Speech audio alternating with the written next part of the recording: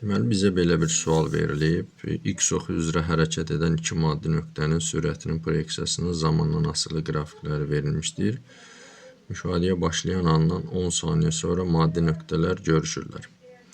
Müşahidəyə başlayan anda onlar arasındakı məsafə nə qədərdir?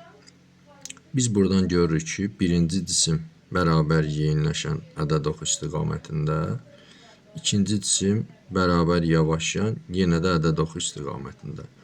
Öncə biz bunların nə qədər məsafə getdiyini hesablayaq.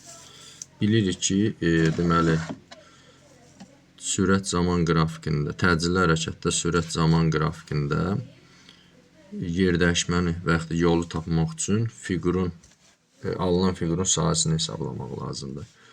Birinci fiqurun sahəsini hesablasaq, deməli, 16 vurulsun 10 bölünsün 2 olacaq. Bu da 80 metr eləyir. Deməli, birinci cisim 80 metr yol getmişdir. İkinci cisimin getdiyi yolu tapsaq, deməli, 12 vurulsun 10 bölünsün 2, bu da 60 metr gedir.